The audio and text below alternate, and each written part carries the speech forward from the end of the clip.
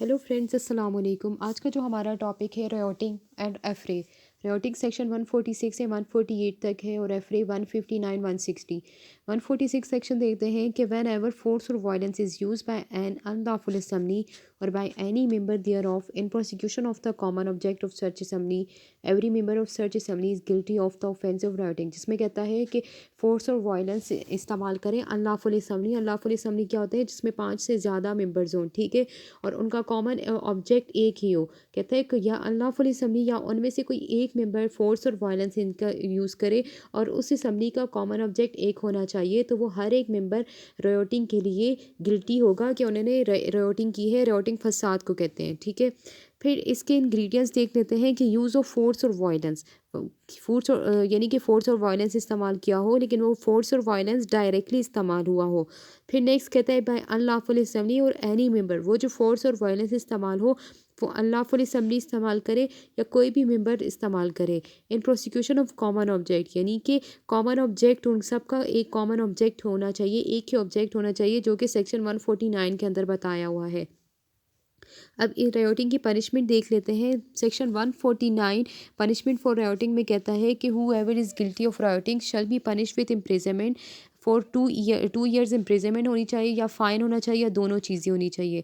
फिर 148 में कहता है रायोटिंग आर्म विद डेडली वेपन, अगर उसके हाथ में डेडली वेपन्स हो, ये वो डेडली वेपन जो है वो डेथ काज कर सकता हो, तो उसको पनिशमेंट जो होगी वो 3 ईयर्स तक होगी या फ़ाइन होगा या दोनों चीज़ें होंगी। अब नेक्स्ट जाते हैं हम एफरे पे। एफरे में कहता है कि वन सेक्शन 159 में वन टू और more person by fighting in a public place disturb the public piece, यानी कि दो या दो से ज़्यादा पर्सन जो है पब्लिक प्लेस में लड़ाई कर रहे हो, झगड़ा कर रहे हो और वो पब्लिक पीस को डिस्टर्ब करे हो, तो हम कहेंगे उन्होंने एफरे किया है, यानी झगड़ा किया है। एफरे को उर्दू में झगड़ा कहते हैं।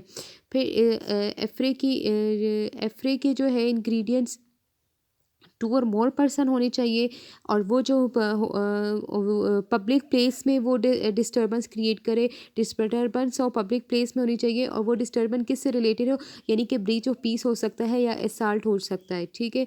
फिर अभी एफरे के हम पनिशमेंट देख लेते हैं। सेक्शन 160 के अंदर क्या कहता है? पनिशमेंट फॉर कमिटिंग एफरे, जिसकी इम्प्रिजनमेंट 1 मंथ हो या फ़ाइन हो, या जो फ़ाइन जो है 3000 तक एक्सटेंड हो सकता है या दोनों चीज़ें हों। फिर अभी हम डिफरेंट बिटवीन रायोटिंग और एफरे देखते हैं। सबसे पहले मीनिंग में आते हैं कि rioting is a public disturbance involving intentional use of force और violence for public common object, यानी कि इंटेंशनल यूज़ ऑफ वायलेंस हो और उन सबका कॉमन ऑब्जेक्ट हो। एफरे क्या है कि disturbance of public peace by 2 और मोर पर्सन, ठीक है। As to cognizable offence, rioting is a cognizable offence, क्योंकि इसमें डेडली वेपन भी इस्तेमाल हो सकता है, फोर्स और वायलेंस इस्तेमाल हो रही है, तो रायोटिंग क्या है? ये कॉग्निजेबल ऑफेंस है। और एफरे क्या है? नॉन कॉग्निजेबल ऑफेंस है। प्लेस का देख लेते हैं कि rioting can be committed at any place और एफरे सिर्फ पब्लिक प्लेस में ही होगा।